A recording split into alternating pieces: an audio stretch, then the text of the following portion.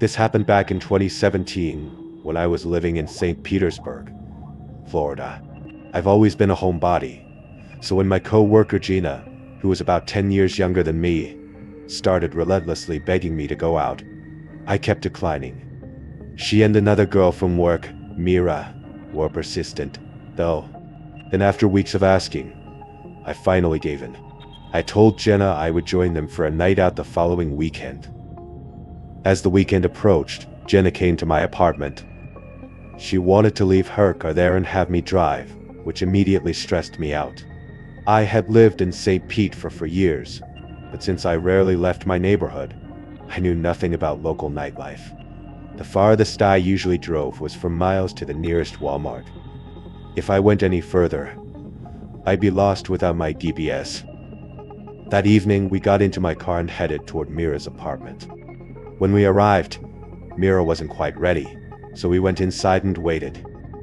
Once she was ready, all three of us piled back into my car. Since I was driving, Jenna had to navigate. We eventually ended up at a busy club. We went inside, found a spot, and ordered some drinks. We hadn't been there long when Jenna said, "Hey, I'll be right back. I see someone I noticed it before that no." She then asked Mira to go with her.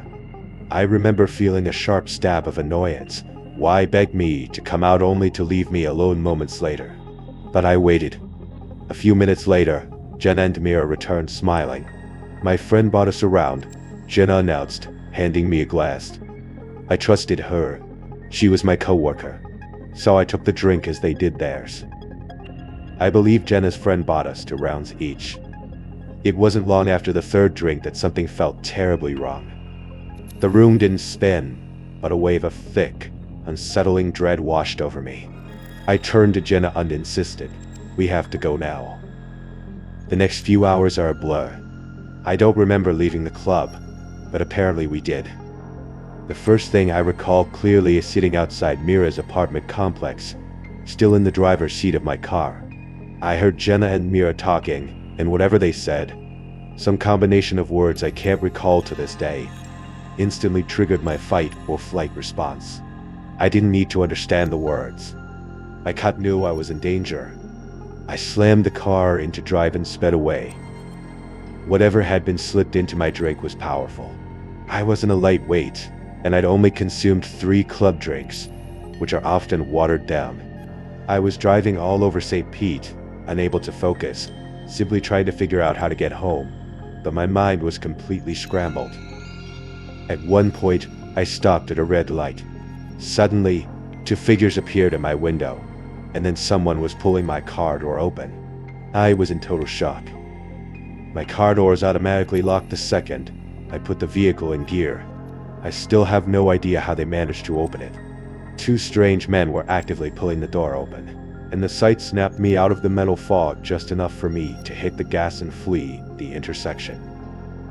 After that moment of sheer terror, the memory vanishes again. The next thing I remember, I was sitting in my car parked near a row of quiet homes. I was staring blankly at my phone, trying desperately to figure out how to operate it, but the drug had made me so paranoid and confused that the simplest action felt impossible. I looked around, saw no one, and convinced myself I was safe for the moment. I reclined the seat and fell into a deep, drug-induced sleep. I woke up around 5:00 a.m. with the drug wearing off. I was finally able to use my phone.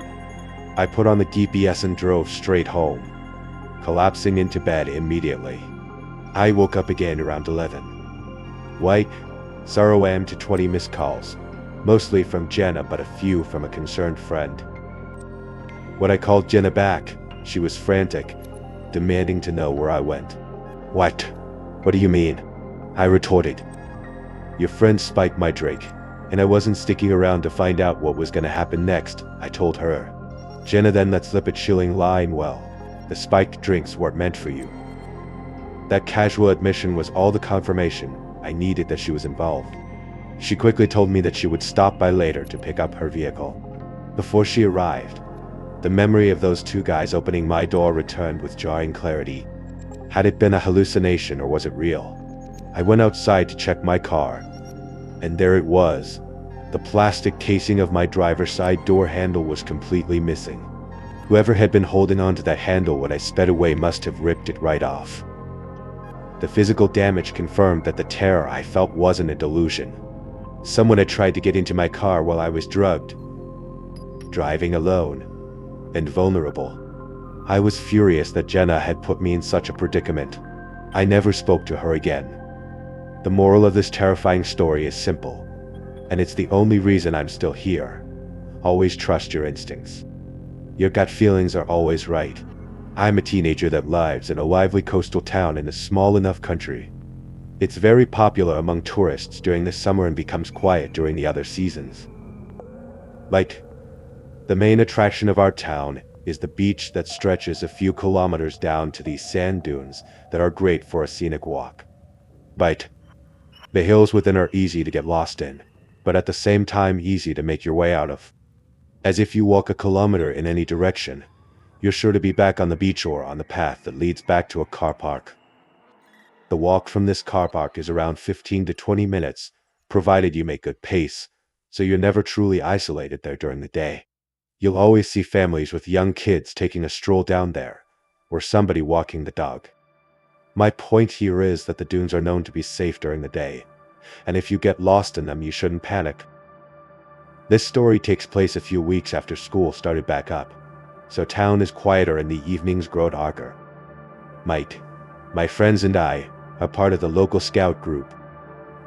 Our group is split into 4 groups, being Beavers for ages 5 to 8, Cubs for 9 to 12, Scouts for 12 to 15, and lastly Ventures for ages 16 to 18. We meet every Thursday from 7 to 9 p.m. Whether it be inside or outside, it depends on the time of year. On this night, it was the Scouts' first night back after the summer break. So, as per the tradition, we meet at the car park by the walk to the sand dunes, and the Scouts would walk down to the sand dunes. You would have the older Scouts hike up the biggest of the dunes, and then have the newer Scouts, the 12-year-olds, follow them. So the older Scouts help the newer Scouts to reach the top, and when they do, they are officially considered Scouts. So the Scouts set off, while me and the other 8 Ventures stayed behind to practice our first aid. For about 45 minutes, we did pretty well in that, and we decided we still had time to go to the dunes. The quicker walkers, including myself, reached the dunes first. The tide was fully in, so we weren't able to walk on the beach to the biggest dune, which was known as the Baldy Man. So, we just walked through the other hills at the dunes. My friend and I, who I'll call Noah, were set on reaching the Scouts, who at this point had all made it to the top of the Baldy Man. We shouted back to our leader and the other Ventures what we were going to do, and another 2 people decided to join us, who I'll call Thomas and Ewan. The others were a good bit behind, so they went into pairs and split up in checkpoints. So the 4 of the people going to see the Scouts were able to find our way back. So me, Noah, Thomas, and Ewan took off in the near pitch-black dunes, tripping and falling all over the place, going up and down hill after hill while scraping our legs on the pointed grass and the occasional bramble. The moon illuminated the silhouette of the Scouts, and we were further away than we thought. We stopped to rest on a ridge where we looked back and saw another 2 Ventures looking towards us. We gave them a wave and they returned it. I was closing my bottle of water, getting ready to run again, when Thomas shushed us all. He looked mildly concerned at first, but he seemed to shrug it off. We questioned him as to why he shushed us, to which he replied, "Did you hear that, Knight?" We shook our heads. Thomas said he thought he heard something rustling in the bushes, but we put it down to the wind, although it was a very still night. After another 10 minutes, we were on the last hill before we reached the Scouts, and we were exhausted, but we pushed through and made it up to them. We said hello to our friends and Scouts, welcomed the new Scouts, and decided we had to head back, as it was now basically pitch black out and again. We had no torch. We tumbled down the big hill, catching our footing again on the sand, and we began making our way back to the Ventures we saw on the ridge. We ran up and down the hills again, until we made out the outline of the ridge we saw the Ventures on. They were still there. We were relieved to see them there, even though we knew they would be. Finally, the four of us made it up to them. I'll call the two Cormac and Dallas. Cormac is a big guy, muscle-wise, and is known in school for his intelligence. He's about 6'3" and looks like he could beat up a bear in a fist fight. Alice is a quiet girl but very smart, both in school and in social situations. Even without a torch, I could see a look of panic on Cormac's face, along with Alice visibly shaking beside him. "What?" asked Noah, speaking all our minds. Cormac looks me dead in the eyes and says, "Were you walking around on your own down there, pointing down to a clearing in the hills where people might come to have a drink or a smoke?" "No. I've been with the others the whole time." "White," I replied, feeling my heart rate increased. I think all of us had the same realization at the same time. We could nearly feel each other's blood run cold. Alice and I saw a man with his hood up, dressed in all black, circling this clearing, obviously avoiding us. "We thought it was you at first, but it was too out of character for you," Cormac said, looking at me. I was about to speak, but Cormac kept going. He said, "When we waved at you from the other ridge, we hadn't seen the guy yet. But the minute you were off of it, we saw what I assume is the same guy standing where you stood, looking in your direction.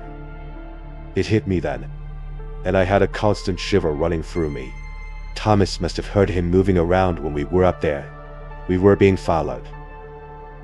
There's safety in numbers, so the six of us made our way down to the clearing where the man was spotted. He didn't even have a torch," said Alice in a shaky voice.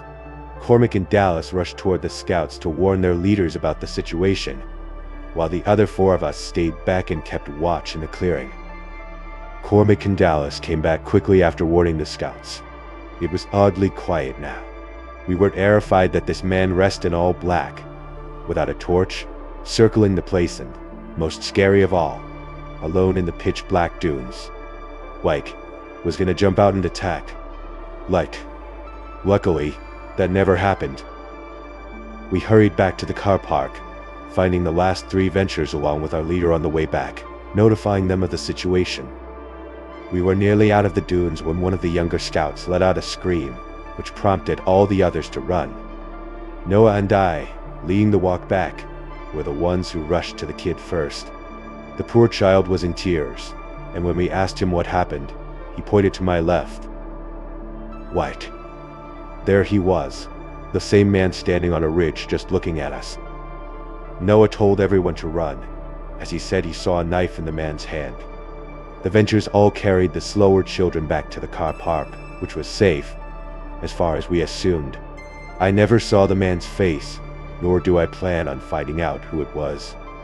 The scouts and ventures were collected by their parents, who I assume all have their versions of the story, but only a handful know the full one. This happened when I was 22 years old. I was working as a bartender at a small bar a few blocks from my apartment. By no means a fancy place, just a bunch of locals who would come and get their late night drinks or to watch whatever games were on. I started recognizing regulars pretty quickly, a lot of them older guys. After my shifts, I usually walked home because it was so close, and sometimes I'd have a couple shots with customers near closing time, so driving wasn't smart. The walk only took about 7 minutes, and I had done it so many times that I never really felt scared before. There was one regular who always made me uncomfortable, though. His name was Jared. I knew this because of his credit card. He looked to be around his late 32s, maybe 38. He had thinning hair and always wore the same brown jacket, no matter the weather. He never came in with friends. He would sit at the bar alone and try to talk to me the entire time, showing no interest in any of the sports games that would be on. But he'd usually be there later in the night anyway. He asked personal questions sometimes, and I always kept my answers short and tried to stay polite because that's part of the job, but I avoided encouraging him. One Friday night, he came in like usual around 10. He nursed one beer for almost an hour and just watched me while I worked. Not like he was intensely staring at me the entire time, but I'd catch him shooting constant glances at me, and he would look away when I'd notice. Almost every time I walked past, he tried to start a conversation. Near the end of his drink, he asked if I wanted to hang out sometime outside of work. I told him I wasn't interested and that I'd like to keep my work and personal life separate. His face changed right away. He forced a smile, threw some cash on the bar, and said, "Yeah, whatever, noticed it." Then he left without tipping, which he had never done before. I remember feeling relieved he was gone, but also a little uneasy about how fast his mood shifted. My shift ended at midnight. The other bartender came in to take over, and I counted my tips, grabbed my hoodie, and headed out the front door. The street was quiet, like it usually was that late. I had just turned onto the next block when I heard someone say my name. It made my stomach drop right away. I turned and saw Jared standing near a lamp post. I didn't even hear him walk up. He gave a small wave and started walking toward me. I stopped but kept some distance. He apologized for storming out earlier and said that he tends to just get nervous. I told him it was fine, but that I really needed to get home. He nodded and said, "I just wanted to ask one more time if I could get your Instagram or Snapchat or something. I promise I won't bother you." I told him I don't use social media. He stared at me for a second, then smiled in a way that made me uncomfortable. He said, "That's weird, because I've seen you on Instagram at the bar before." My heart started pounding because now he was directly confronting me. I had no idea how he knew that. I just said, "Please leave me alone," because at this point, he escalated things beyond comfort. He kept smiling and said, "Okay, have a good night." I turned and started walking again, trying to stay calm. After a few seconds, I thought I heard footsteps behind me. At first, I told myself I was being paranoid, but when I glanced back, I saw him walking the same direction, about half a block behind me. I sped up a little. He sped up too. I slowed down, and he slowed down. It felt like a sick game, like he was some NPC in a video game programmed to match my speed. I kept walking toward my apartment building, hoping maybe he would turn off somewhere. But he didn't. When I reached my building, I crossed the street instead of going straight to the door. I stopped and turned around. He stopped too. He just stood there under a tree, mostly in shadow. I couldn't see his face clearly, but I could still somehow tell he was smiling a little. I yelled, "Why are you following me? I don't want to have to call out for help." He didn't answer.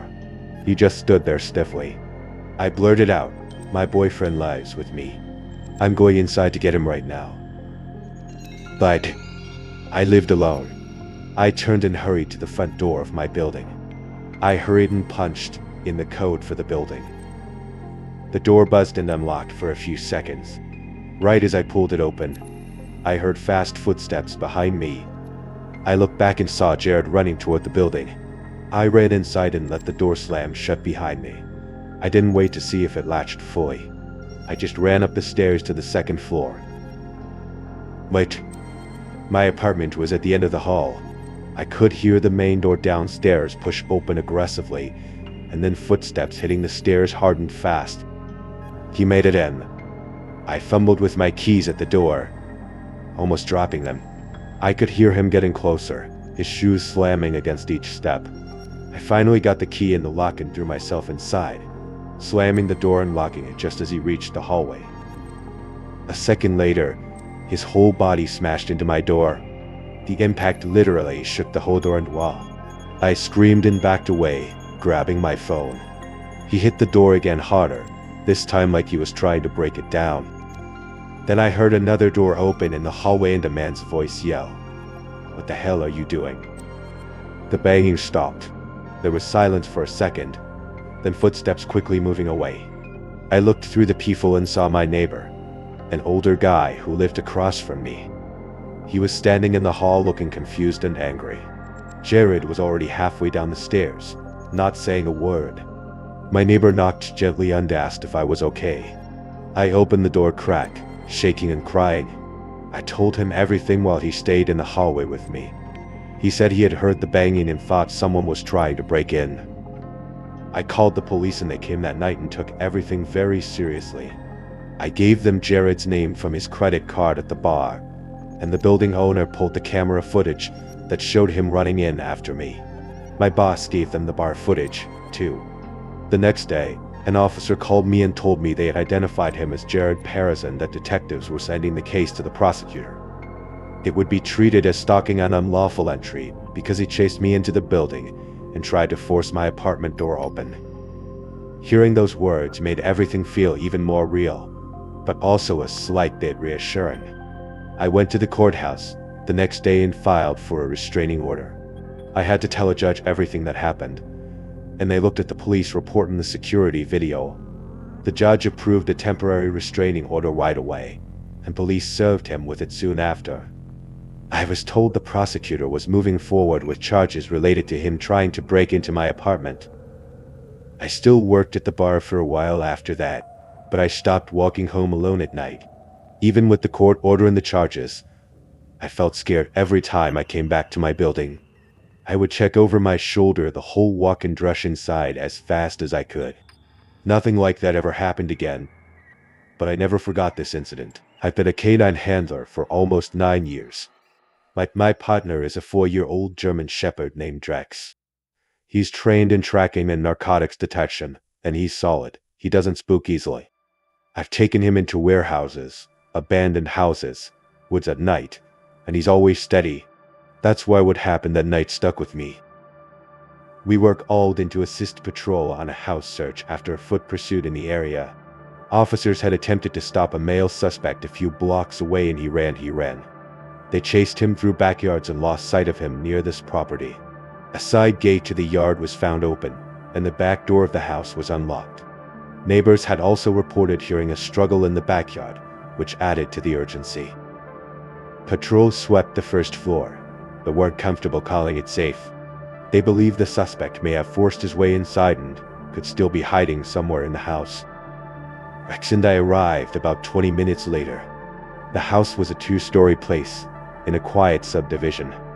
There were no signs of forced entry from the front. The officers on the scene briefed me quickly. Long story short, they told me there were no obvious signs of struggle, just the open access at the rear of the house and the fact that the suspect had vanished within yards of it. I put Rex on a short leash and gave him the search command. He pulled forward immediately, moving from room to room on the first floor. The living room was clear, kitchen was clear, and laundry room was clear.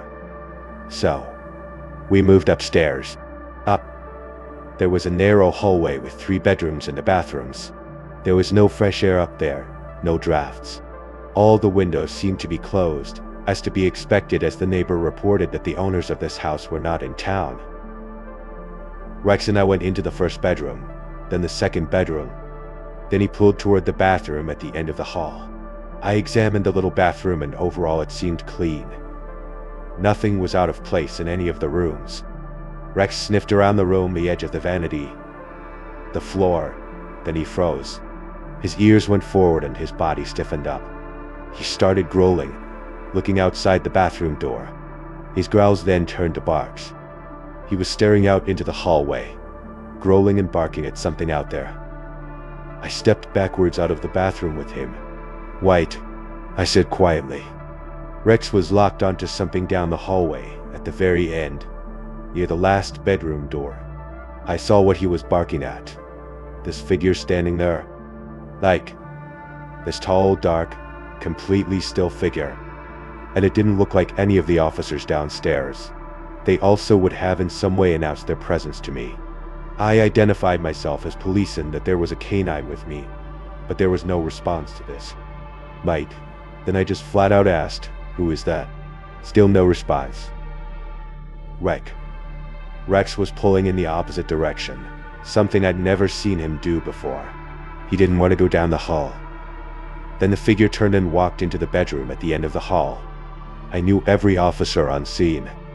I knew where they were positioned. None of them were upstairs with me. Rex planted his feet when I tried to move forward.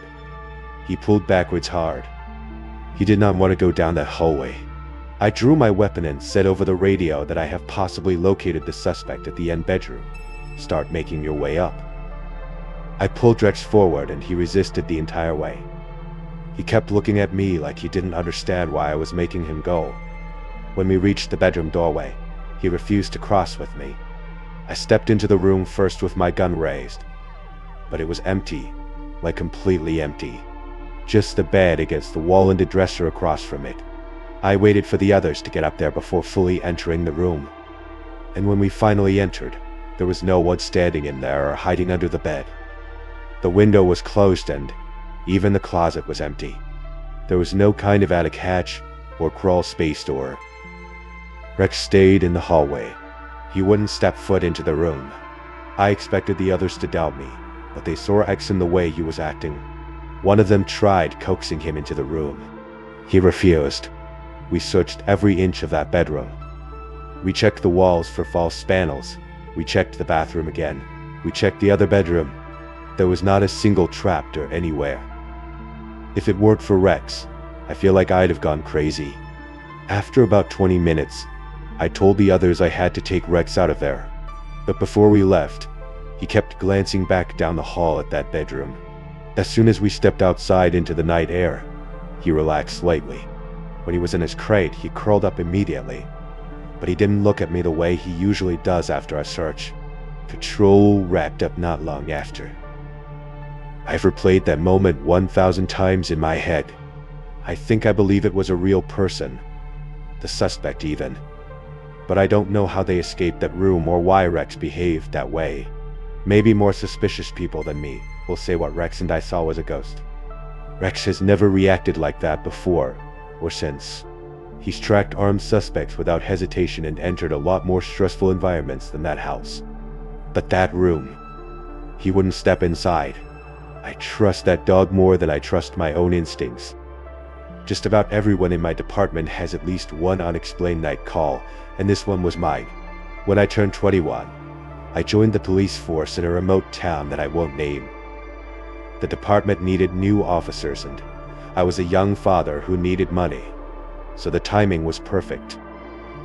Because I was a rookie, they assigned me to the night shift. It ran from 6 at night to 6 in the morning. The guys at the station sometimes tease me about my hours, saying that I always worked the crummiest shifts. I actually didn't mind them. I've always been a night owl. Besides busting people for speeding and pulling over the occasional drunk driver, I spent most nights sitting back listening to podcasts. In a weird way, it was kind of relaxing. After a year in the department, something happened one night that changed everything. A severe thunderstorm rolled into town and caused major power outages. Torrential downpour flooded most of the major roads. To be in the best position possible when accident reports came in, I parked my cruiser in a parking lot in the middle of town at 0 a.m. Our dispatcher, Claire, radioed in. She reported that someone who sounded like an adult male claimed to have been kidnapped. They told her they were held captive inside someone's home. Then the call ended. When she redialed, the caller didn't answer. My cruiser had a built-in computer display that showed all the call details. Based on the address, I was about 10 minutes away, so I was probably the closest officer. I radioed and told her I'd respond. I also requested backup. Another new officer named Chris chimed in and said he'd be on location at 5. Claire clicked on her radio but hesitated for a few seconds over the static. Then she said the caller sounded like they were altering their voice in some way, possibly through digital means, to make themselves sound like a child. She used the specific phrase, like a young girl. She concluded that officers should proceed with extreme caution. All of us were pretty close at the station, so we felt nervous for one another during high-risk cases like this. I radioed back and said 10-4, then drove off to the scene. When I turned into the neighborhood, I saw that every single street lamp was out. The entire block had lost power. That meant we would have low visibility into the home we were investigating, which put us in greater danger. I followed my GPS to the end of the street where the house was. and I saw that Chris had already beaten me. His cruiser was idling in front of the house. I pulled up next to him and rolled down my window. Chris commented on the home's poor condition. I glanced ahead, taking it in for myself. The grass was knee-high. Overgrown bushes blocked out the windows. The roof was dented in several areas and had a ton of missing shingles. It looked completely abandoned. This sent off alarm bells in my head. You can gather a lot about someone's mental state by how they treat their living space. I told Chris I'd take the lead. We both stepped out of our cruisers into the pouring rain, opened our umbrellas, and followed a waterlogged path up to the door. Chris clicked on his flashlight. Whenever a second officer like Chris is present during an investigation, their entire job is to protect the leading officer by monitoring the suspect's body language.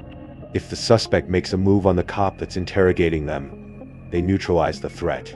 Chris made the perfect backup because he was both observant and calm under pressure.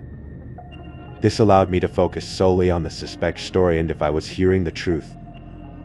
When we reached the door, I rang the bell. Then we stood there listening for movement inside. After a few seconds, footsteps shuffled up to the door.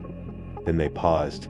Whoever was on the other side was completely still, just waiting. A feeling came over me that we were being watched. Slowly, my gaze drifted over to the peephole. As soon as I made eye contact, a distorted shape moved back, like whoever was watching us had pulled their head away. "If you're in there, we'd like to ask you a few questions." "Open up, please," I said. They froze again as if they were thinking about what to do next. Then the lock started turning and the door creaked open, but only by a foot. From the darkness, a man peeked out of the crack. He looked like he was in his early 30s. He was overweight, balding, and wore thick brimmed glasses. I took a single look into his eyes and sensed that he was hiding something. I informed him that we'd received a call from his address of someone claiming to have been kidnapped. The man acted confused. He apologized and told us it must have been a pocket dial. I asked him if it was a pocket dial. Then how could he explain the voice in the phone call? For a split second, the man averted his gaze, then said he didn't know anything about a voice. I asked him if there was anyone else in the house and he said he lived alone. Then I told him that for safety reasons, we needed to have a look inside. "Not without a warrant," he said. These days, a warrant can be obtained in minutes. I went back to my cruiser, called dispatch, and requested communication with the on-call magistrate. 5 minutes later, Claire came back on the radio and told me the judge approved a telephonic warrant and emailed it. "We were clear to enter." I showed the warrant to the man. He reluctantly pulled the door open and I could see that his hands were visibly shaking. I clicked on my own flashlight and stepped inside. A putrid smell immediately hit me. I scanned around to find the source and saw a hallway straight ahead in the room directly to my right. I shined my light into the room and saw what looked like a living room. It was absolutely disgusting. Piles of clothes and stacks of dirty dishes were spread across the carpet. Cockroaches were even crawling all over them. A couch that looked like it was pulled off the side of the road sat at an angle against the wall. This man obviously used this room as his living space. I'd seen these sorts of living conditions in drug cases before. When I turned to look back at the man, he shifted uncomfortably. I made a mental note to check for paraphernalia once I'd confirmed the house was safe. Then I stepped toward the hallway. My foot struck something. In the beam of my flashlight, I saw a pink Barbie doll playhouse that I knew I'd seen before. I thought about it and realized I'd bought this exact set for my daughter last year on Christmas. I asked the man if he had kids. He said no, but explained to us that sometimes his nieces came over, so he kept a few toys around for the night. Chris and I exchanged a look. No mother in her right mind would allow children into this environment. I told him this was his last chance to tell me if anyone else was in the house. He assured me there wasn't. I started my way down the hallway and the man followed, saying that nothing was down there. Chris yanked him back by his arm and ordered him to stay put. The hallway had an open room on either side and a closed door at the end. which was probably the basement. I peeked inside the first room, scanning from right to left, and saw more children's toys and even items like diapers scattered across the floor. In the corner, the dark shape of a person was hunched over. I drew my weapon only to realize that it was a doll, sagging its head down in a rocking chair. The shock of that visual made my heart pound. I leaned against the door frame and steadied my breathing. Chris asked me what I had seen. Before I could respond, I started studying the doll. It was the largest one I'd ever seen, every bit as big as a person, and the man had dressed it in women's clothing. On the bed beside it, ladies' blouses, jeans, and lingerie were folded into neat piles. Each pile was separated by color. Meanwhile, the rest of the house was a pigsty. What was happening in this room felt wrong on many different levels. All clear, I told Chris. I moved further down the hall and glanced into the second bedroom. This one was empty. I reached the final door at the end of the hall when from behind me, the man called and asked if I'd like to see the upstairs instead. I told him yes, but first I was going to see the basement. The man said again that there was nothing down there, and I heard Chris tell the man to stay still, which meant he was probably trying to follow me down the hall. The closer I moved into this part of the house, the more agitated he became. I reached for the handle, twisted the knob, and pushed the door open. But it squealed on its hinges. A set of wooden steps descended into a pitch-black room. I shined my light down. I could only see the area that surrounded the landing. It looked equally as messy as the upstairs. From deep inside the room in an area I couldn't see, something rattled. I told Chris that I heard movement. The man responded instead, apologizing to me and Chris over and over. Even though it was the last thing I wanted to do, I had no choice. The man was lying to us. Someone was down there. I headed down the staircase. Each step creaked under my weight. The rattling noise from inside the room grew louder. Behind me, the man repeatedly begged us to stop looking around. I neared the landing and swept my flashlight across stacks of boxes. No one appeared in my line of sight. Across the room there was another door. The noise was coming from there. I drew my weapon. I commanded whoever was inside to come out slowly with their hands up. Whoever was inside stopped moving. I shouted the same command a second time. The door remained shut.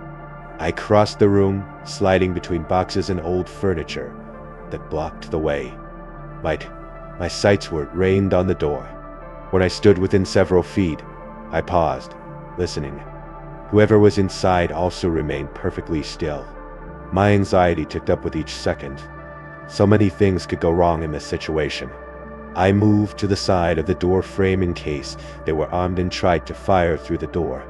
I reached for the knob, grabbed on, and twisted. Then I swung the door open. I was still hidden to the side of the frame. If anything besides empty hands emerged, I would have to use deadly force. After several agonizing moments, nothing came.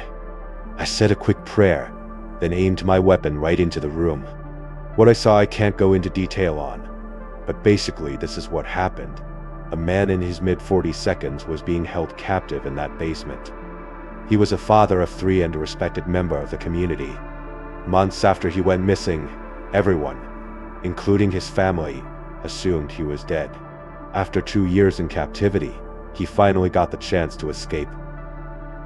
Earlier in the night before we arrived, the homeowner brought the victim's dinner down and made the mistake of leaving his phone behind. The victim managed to activate Siri and call 911. When we arrived on scene, the victim had already been confined in a way that prevented him from calling upstairs or making any kind of substantial noise. Then, when I ordered him to come out, he froze in fear, not because he couldn't obey my command, but because he didn't want me to use lethal, first thinking that he was a threat. Once I opened the door and found him, we arrested the homeowner on the spot and took the victim to the hospital for immediate treatment. I feel incredibly lucky that no one was harmed and that we could reunite this man with his family. But the most disturbing detail, which has haunted me every day since, is how my dispatcher described the voice of the man who made the call. Like, why was he speaking like a child? The only explanation that makes sense is that this man was forced to speak in that young tone of voice for so long that even when he called the station, that's the only way he could communicate. And if he was forced to do that, what else inside that house was he forced to do? I've been a patrol officer for a little over 8 years now. I've worked nights for most of that time. You see a lot on midnights. For example, I've lost count at how many domestic fights, drunk drivers, break-ins, and overdoses I've had to deal with. After a while, most calls start to blend together. You show up, then separate people, you take a report, possibly make an arrest, and then move on. There are only a handful of calls that ever stuck with me.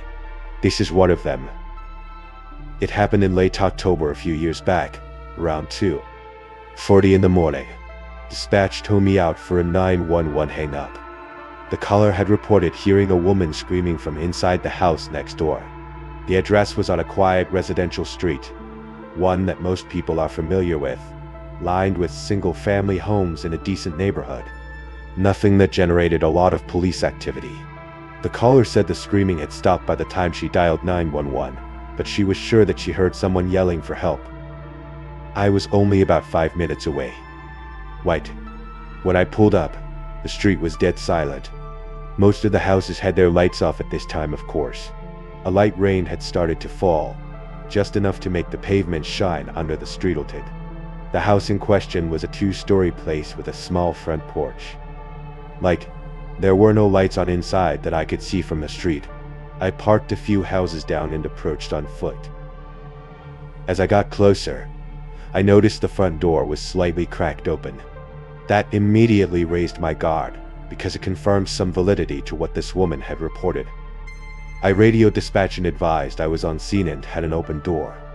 I asked for another unit to start my way, but at that time of night, the nearest backup was about 10 minutes out at least. I stepped onto the porch and listened. The only sound was the light rain hitting the ground. I knocked on the door frame and announced myself, Police Department. No response. I knocked again, a bit louder. At that point, with a report of screams and an open door, I had exigent circumstances. I pushed the door open slowly and stepped inside. Nothing really stood out, such as any kind of signs of forced entry or weird smells. The living room was directly ahead of me, and everything looked normal and neat. There were no signs of a struggle. I searched the living room first, checking behind the couch and in the corners. Then I moved toward the kitchen. My flashlight beam bounced off clean countertops and a sink full of dishes. There was a glass on the table with what looked like water still in it. I remember that detail because I made a mental note of it, meaning that someone had been sitting there not long ago. I called out again, Police Department. If anyone is here, make yourself known. My voice sounded too loud in the quiet home. Rarely would I get nervous on a late-night call, but something about this was creeping me out. I kept expecting someone to answer from upstairs, but no one ever did. I moved down the hallway toward the back of the house. I remember the layout. There was a small bathroom on the right, a guest bedroom on the left, both clear. At the end of the hallway was a staircase leading up. As I stepped onto the first stair, I heard a sound from above, like a quick, faint shuffle, like a foot dragging across carpet. I stopped and listened. I drew my weapon and continued up the stairs slowly, one step at a time, keeping my light aimed ahead. The upstairs hallway had 3 doors to were closed, one slightly open. The open one was at the end. As I reached the top, I heard it again, a soft movement from that direction. I announced myself a 3rd time and told whoever was inside to show their hands. No response. I approached the open doorway and pushed it wider with my foot. It was a bedroom that was larger than the one downstairs. The bed was unmade, with the sheets partially hanging off the side. The lamp on the nightstand was knocked over onto the floor. That was the first thing that looked wrong. I stepped inside and checked the closet. It was empty. Then I checked under the bed. Nothing. The window was closed and locked. No obvious way in or out from that room. I felt that uncomfortable feeling in my chest you get when something isn't adding up. The rest of the upstairs still needed to be cleared. The second bedroom was a kid's room from the look of it, because of the toys on the floor, the small dresser, and posters on the wall. There was no one inside. The last door was the bathroom. As I reached for the handle, I noticed something on the carpet outside the door, a dark spot. At first, I thought it was just a shadow from my flashlight. Then I realized it was wet. I crouched down and touched it with my glove, and it was blood. Not a huge amount, but enough to form a small pool. My heart rate went up instantly. I called it out over the radio and asked dispatch to expedite backup. People may forget police officers are people too, but when we're in these kinds of situations, we're just as scared as anyone else. I pushed the bathroom door open and flicked on the light with my elbow. The shower curtain was closed. There were streaks of blood on the tile floor leading toward the tub. I moved closer and yanked the curtain back. The tub was empty, but there was more blood near the drain. The blood looked as though someone had been standing there, bleeding. I checked everywhere in the bathroom to no avail. By this time, backup was still a few minutes out. I was alone in a house with fresh blood and no victim. I did another sweep of the upstairs, but slower this time. That's when I heard a faint sound from below, like a floorboard creaking under weight. It came from the first floor. I moved back toward the stairs and aimed my light down into the darkness. The living room was still darkened. I couldn't see movement, but I felt it, that feeling like you're being watched. I descended slowly, trying to control my breathing. When I reached the bottom, I cleared the living room again, the kitchen too. But then I noticed something I hadn't before, a door near the refrigerator that I'd assumed was a pantry. It was slightly ajar now. I was almost certain it had been closed earlier. I approached it and opened it wider. It wasn't a pantry. It was a narrow set of stairs leading down into a basement. The light switch was at the top. I flicked it up, but it did nothing. Either the bulb was out or the power was cut down there. The stairs descended into complete darkness. I radioed again, advising I was going into the basement. No way was I waiting up there, with someone possibly moving around below me. I started down the stairs. The basement was unfinished, and as I went down, I noticed concrete floors, exposed beams, and boxes stacked along one wall. As I stepped off the last stair, I saw a chair in the middle of the room, a metal folding chair, and on the floor beneath it, a large pool of blood, bigger than what I'd seen upstairs. The chair had zipped eyes attached to the armrests. They were cut. I scanned the rest of the basement. That's when my light hit movement in the far corner. A figure bolted behind a stack of boxes. I yelled for them to stop and started moving toward them, but they moved fast, heading toward the back of the basement where there was a small window near the ceiling. I heard glass shatter. By the time I reached that corner, the windows had broken and whoever it was had forced themselves through. The window led to a narrow side yard between houses. I climbed out after them, cutting my hand on the glass. In the process, outside it was still raining. I could see a dark shape sprinting toward the alley at the end of the block. I chased for a bit but lost them once they turned the corner. Backup arrived minutes later. We set up a perimeter. K9 responded, detectives came out. But we never found the person who ran. The house turned out to belong to a man who lived alone. He wasn't there. We found his wallet upstairs and his phone on the kitchen counter. There were signs he'd been restrained in that basement chair. The blood matched him, a lot of it, but not enough to confirm he died there. He was never found. The neighbor who called 911 swore she heard a woman screaming. We never identified any female connected to that address, and no signs anyone else lived there. I don't know if I interrupted something in progress, or if I walked in after it was already over. If they hadn't made that one mistake in the basement, knocking over that stack of boxes, I might have walked out of there thinking it was a false alarm. The missing man's case is still technically open. Every once in a while, I drive down that street on patrol. A new family lives in that house now. I see the kids, bikes in the driveway sometimes. Like I said, it's a normal neighborhood. But sometimes, fucked up things happen in the most normal neighborhoods. It was 2022. I was living in the Bay Area at the time, Oakland specifically, and I had driven up to visit my parents in Eureka for the weekend. If you've never driven Highway 101 along the Northern California coast, it's beautiful during the day and kind of a nightmare at night. Like, long stretches with no other cars. No cell service. Barely any lights. Kind of ominous, really. I left my parents' place around 8 p.m. on a Sunday, which was stupid in hindsight. I should have just stayed the night and driven back Monday morning, but I had an early shift and figured I'd rather just knock out the drive. Famous last words, I guess. The first couple hours were fine. The stretch I was on had narrowed down to a 2-lane road at that point. That's how most of rural 101 is once you get north of the bay. It was somewhere around Trinidad when the fog started rolling in. Fog on that part of the coast isn't unusual, but this was different. Within maybe 5 minutes, it went from clear visibility to barely being able to see 20 feet ahead of my car. It was actually really bad, worse than I'm describing. I slowed down to maybe 35 and kept going.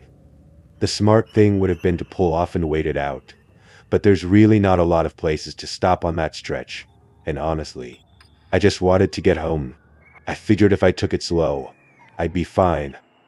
Here's the thing about fog that thick though, and any California driver knows this, but it messes with your sense of space. You can't see landmarks, you can't tell how far you've gone, you can't see what's coming up ahead. It's disorienting as hell, especially when you're already tired. After another half hour or so of driving, I saw a figure standing off the side of the road. I say figure, because that's genuinely what it looked like at first, just a shape on the shoulder, maybe 50 feet ahead. As I got closer, I could see it was a person, a guy, based on how tall it was, and he was just standing there facing the road. He wasn't walking or waving me down like he needed a lift, and it didn't look like he was on the phone either. He was genuinely just standing there. I slowed down even more as I passed, because I was worried about clipping him if he stepped out into the road. He didn't move, though. He didn't even turn his head to watch my car go by, which was really creepy. I got a good look at him as I passed, and there was nothing about his face that struck me as particularly unusual. My first thought was maybe his car broke down somewhere and he was waiting for a ride, which would make sense, right? Except I hadn't passed any cars on the shoulder, and there was no reason for him to be standing in that exact spot, facing that exact direction. There was nothing there. I thought about turning around to ask if he needed help, but something about the whole thing felt wrong. It wasn't my problem, so I just kept driving. About 10 minutes later, though, I saw him again. I'm not exaggerating. It was the same guy, same build, same dark clothes, same stance on the shoulder. The only difference was that this time, he was on the left side instead of the right, but everything else was identical. I actually said, "What the hell?" audibly out loud to myself, because there was no way this guy could have gotten ahead of me. I was the only car on the road, and there weren't any cross streets or shortcuts or anything like that. The only explanation was that it was a different person who just happened to look exactly like the first guy and was standing in exactly the same weird way. I didn't want to look at him as I passed, but I couldn't help myself. I had to confirm whether it was the same guy, and after getting a good look, I was dead certain it was. But this time, the guy actually locked eyes with me as I passed, and I couldn't look away fast enough. Seeing his head snap to my eyes was really freaky, and I instantly regretted making eye contact.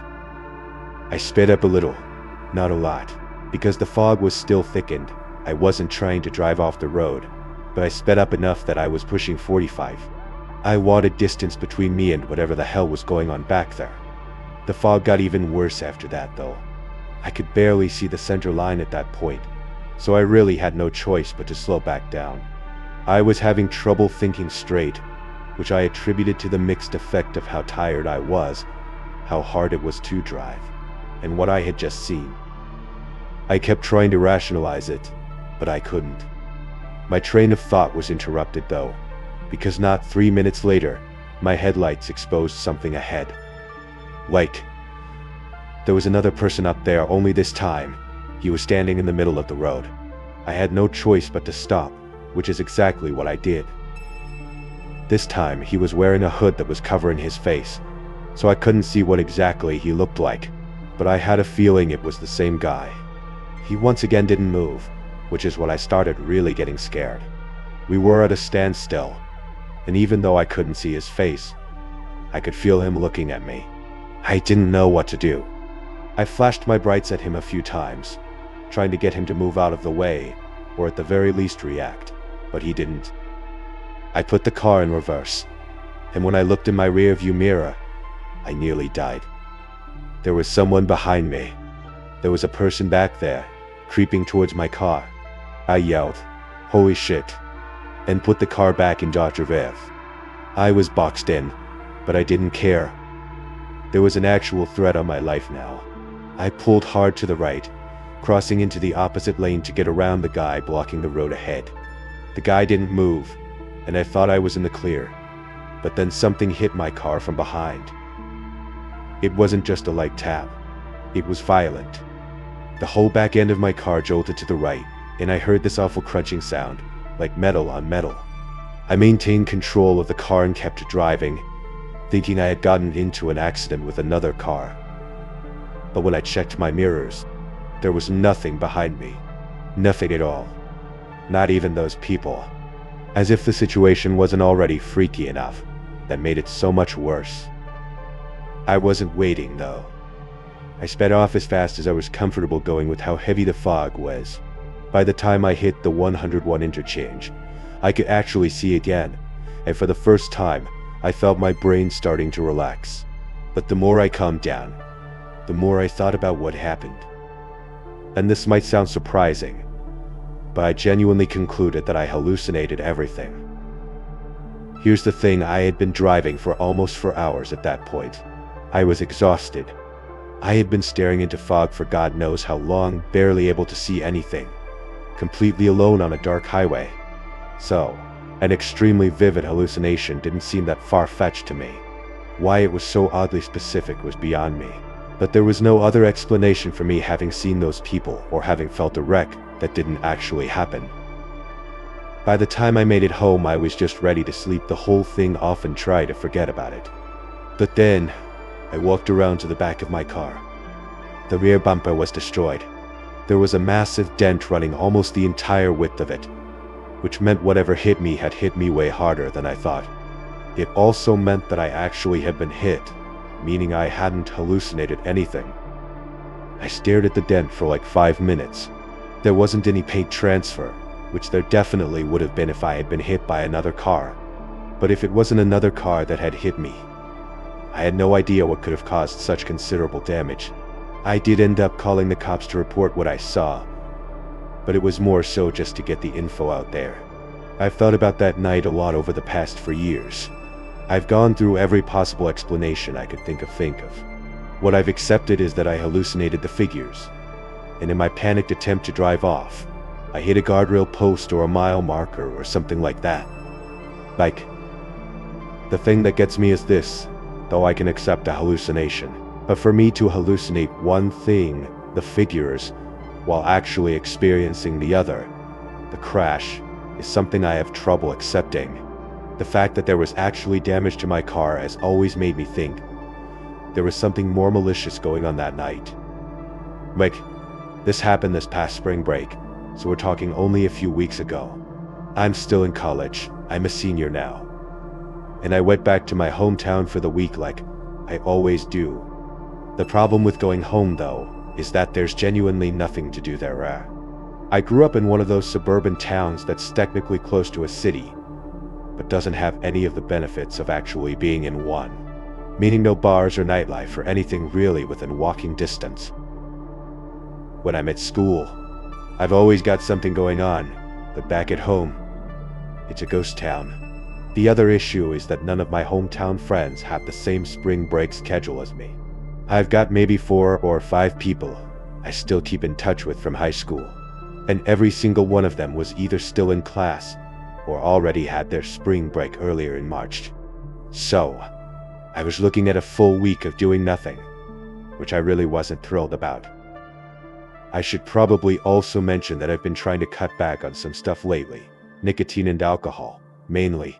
I figured a week at home with nothing to do was either going to make that worse or give me a chance to reset. I decided I was going to work out every single day instead. I was going to lift in the mornings and run in the afternoons, keep myself busy, just so I could stay out of my own head. That's how I ended up going for a run on a random Tuesday afternoon. I remember this loop I used to do back when I ran cross country in high school. It's exactly 3 miles from start to finish, starting undending at my house.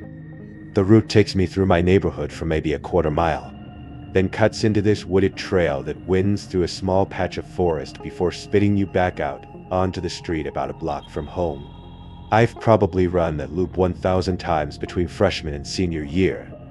The woods is the best part, honestly. Running on pavement destroys your knees, but the trail through the woods is soft. It's quiet in there too, which is something I always look for on my runs. So, I headed out around 5. The sun wasn't going to set for another couple hours, so I wasn't worried about visibility. What I did notice though, and I noticed it the second I stepped outside, was the fog. I don't know how to describe it other than to say it was thick in a way I'd never seen before. I've lived in that town my whole life, and I don't remember fog like that. It looked fake, almost like I was in some ambient video game or one of those lo-fi YouTube videos with the anime girls studying. Everything past maybe 30 or 40 feet just dissolved into haze.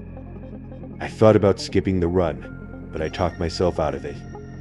The trail through the woods is a straight shot, one path with no forks or diverging paths.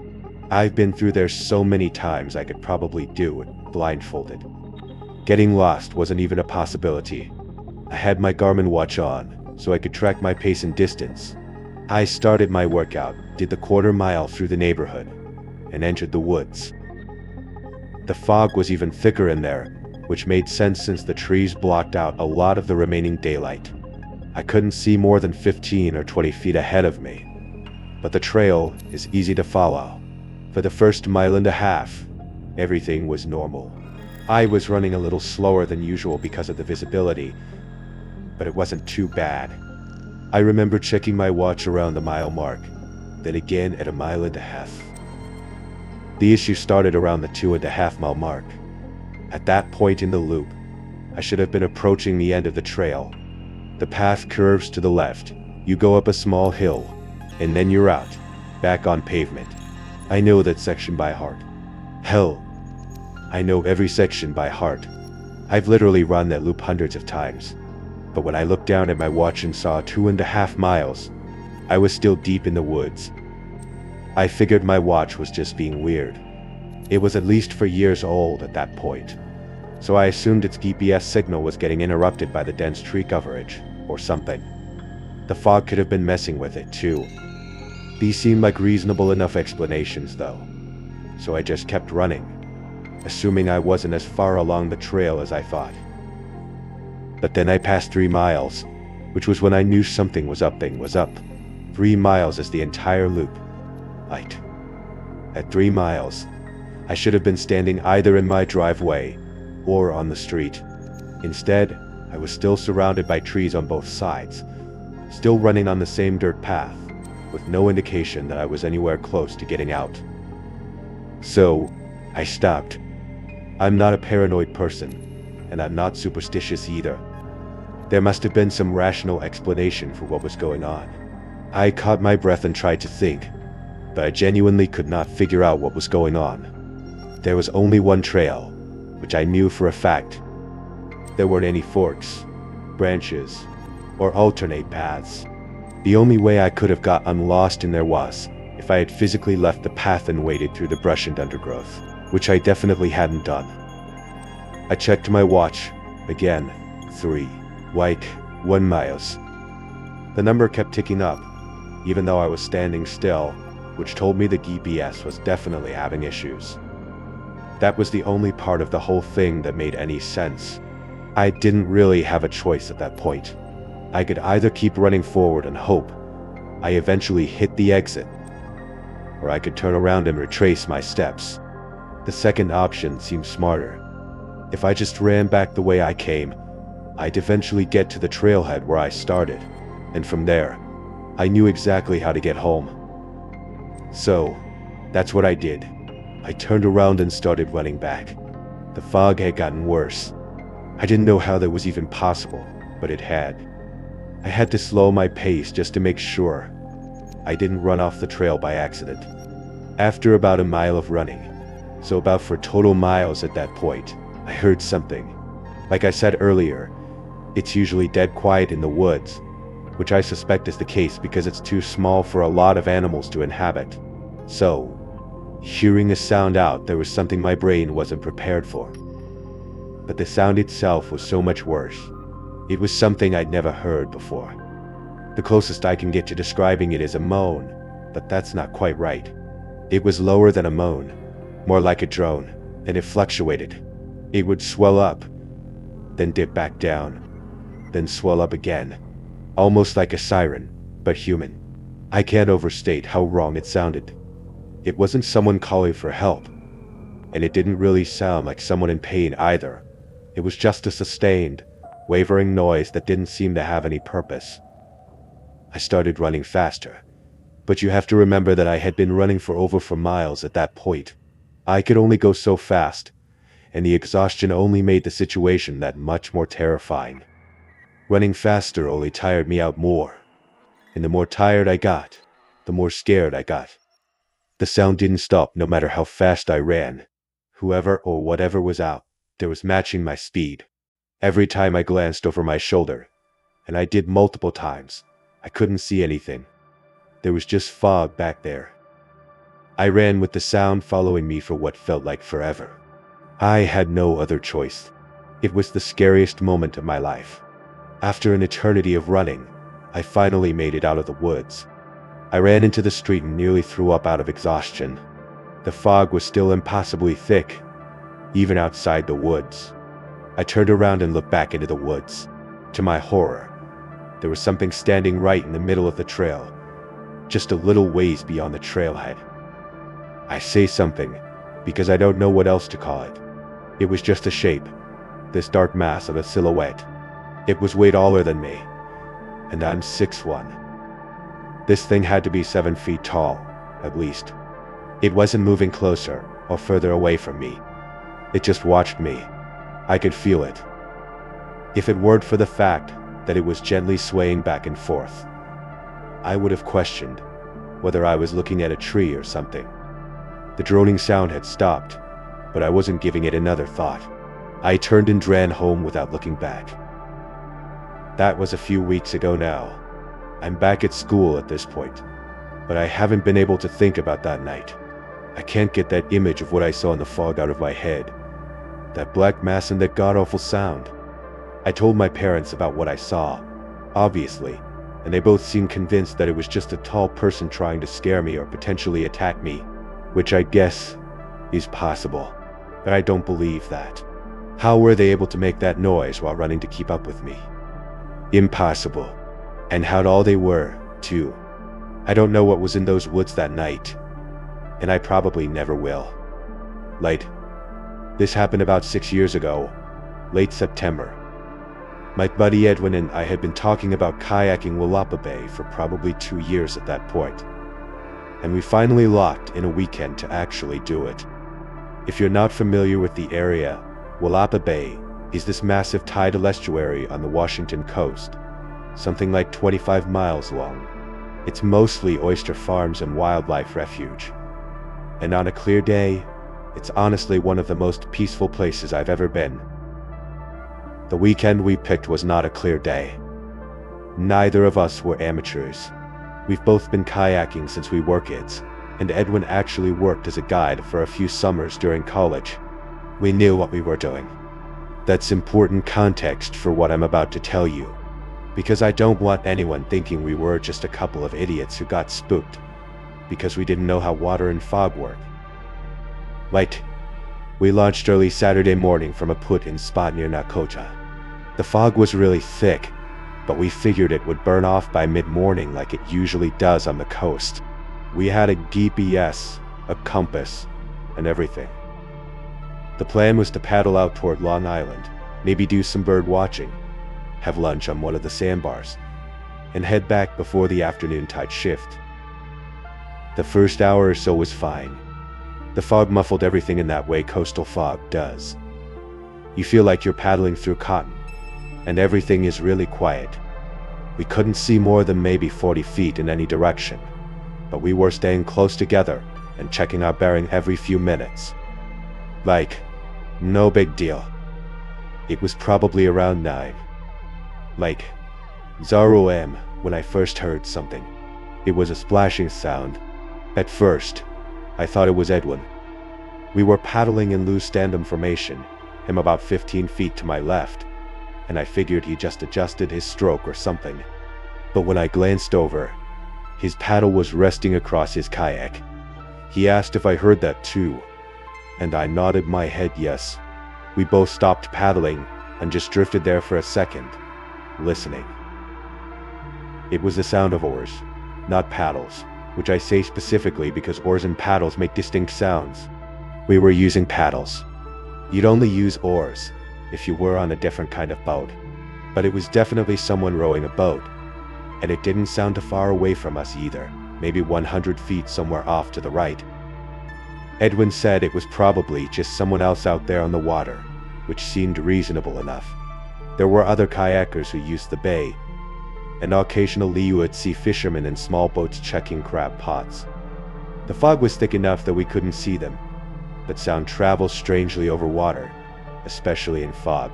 Sometimes things sound closer than they are. Sometimes they sound further. We waited for a minute, expecting whoever it was to either call out or appear through the haze. Standard etiquette when visibility is low is to announce yourself and let other boaters know where you are. But the rowing just continued at the same steady pace. I suggested maybe they didn't know we were there, so Edwin said, hello unsaid, into the nothingness. But there was no response. In fact, whoever was in the other boat didn't even seem to notice, because the rowing sounds didn't speed up, slow down, or change at all. We started paddling again, figuring we'd either come across them or they'd pass by.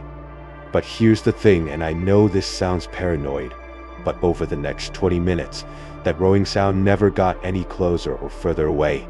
Hearing that same exact rhythm over and over again started getting intoxicating, and after a while, I was actually in awe of how perfectly someone could keep their stride for so long.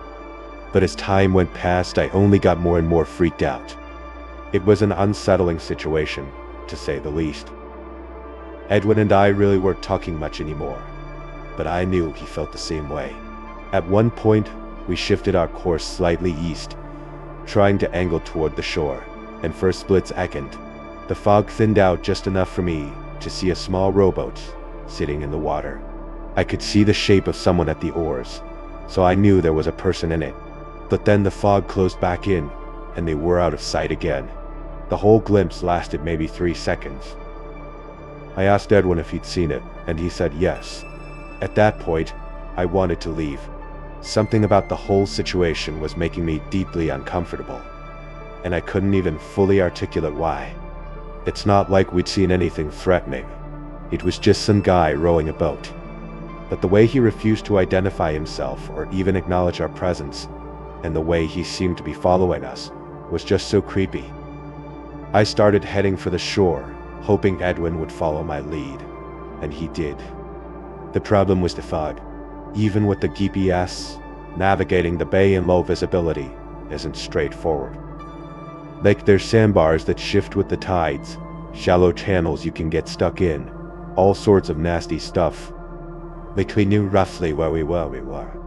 But roughly isn't the same as exactly, and the last thing we wanted was to beach ourselves on a mudflat while that other boat was still out there somewhere.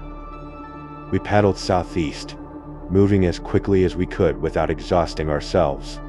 The rowing sound stayed with us the whole time. I kept glancing to my right, hoping to catch another glimpse through the fog, but I never did. And then, without any warning, the fog started to lift. It didn't clear completely, but it thinned enough that we could suddenly see maybe 100 yards in any direction. I immediately looked to my right toward where the rowing sound had been coming from it. There was nothing there. It was just open water. I looked behind us. Open water there too. I looked in every direction I could dare. I saw Edwin doing the same thing. But as far as we could tell, the bay was empty. I looked at Edwin and realized however freaked out I was. He was even more scared. I could see it in his eyes. We kept paddling, and even though the rowing sound had stopped and we could actually see now, the situation was a lot scarier. How could that boat have just disappeared like that? The shore came into view about 5 minutes later, and I was relieved. I thought the ordeal was finally over. But no, we paddled straight for land, not even bothering to look for a suitable landing spot. We hit the shallows, and I jumped out into knee-deep water. The water was cold as hell, but I barely noticed. I was just glad to be on solid ground again. For a minute or two, neither of us said anything. We just stood there on the beach, catching our breath, looking out to the bay. The fog was still lifting, which was good. But there were still no boats anywhere out there. Edwin had wandered a little ways up the beach while I was securing my kayak. He told me to follow him, so I did. I realized he was looking at something, and I hurried to catch up to him. But the moment I noticed what he was looking at, I was terrified all over again. There were footsteps, wet, barefoot footsteps, leading out of the water and up onto the sand. They were fresh, which was painfully obvious because you could see where water was still pooled in the depressions. Whoever made them had not been out of the water for long. But here's the thing. They didn't just lead up to the beach and stop. The prince came out of the water, walked a few feet up toward the tree line, and then turned and followed the shoreline to our left before eventually cutting back toward the trees and disappearing into the woods. I followed the path with my eyes, trying to trace it backward. The prints were coming from somewhere further down the shore. Whoever made them had seemingly walked up along the water's edge, come up onto the beach right where we landed, and then headed into the forest. Edwin was a few steps ahead of me. He said he wanted to leave, but I couldn't stop looking at the footprints. They were leading somewhere, or rather, they were coming from somewhere, and I wanted to know where. I told Edwin I wanted to follow them back, not into the trees, but the other direction. I wanted to see where they originated. He looked at me like I was out of my mind, which honestly, maybe I was. But something about this whole situation had been gnawing at me since we first heard those oars, and I wasn't ready to just paddle away without at least trying to understand what the hell was going on. Edwin didn't want to come back with me, but he also didn't want to stand there alone, so after about 30 seconds of back and forth, he reluctantly agreed. We started following those footprints down the shoreline. The fog still hadn't completely lifted, but the visibility was a lot better at that point. We walked for maybe 2 or 3 minutes, keeping the footprints to our left, and then I saw it. Maybe 50 yards down the beach, pulled up onto the sand at an angle, was a small wooden rowboat. The wood was dark, almost black, and the oars were resting inside it. It was the same boat. I was 100% certain of it. The shape, the color, the size. It was the exact same boat I'd seen through the fog when we were out on the water. And now it was here on the shore, with a trail of wet footprints leading away from it. I started walking toward it instinctively, but Edwin grabbed my arm. He told me we were leaving, and he said he wasn't asking this time. He said he didn't care what was in the boat or who had been rowing it. We were done. Something about the way he said it took me from curious to downright terrified. Whoever had been in that boat had somehow gotten to shore before us, walked all the way down the beach to the exact spot where we had just happened to land, and then still had time to disappear into the trees.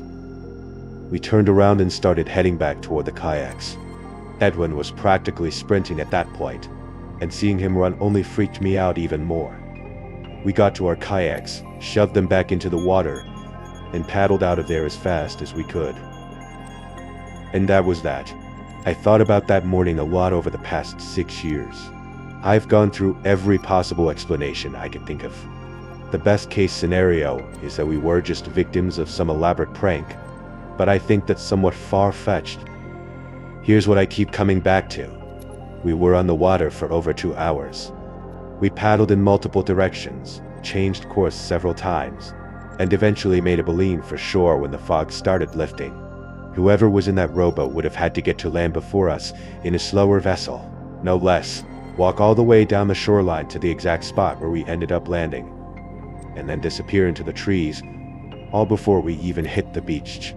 It sounds so absurd and impossible that I honestly don't know what to think. So, that's why after I send this, I'm gonna try not to think about it once again.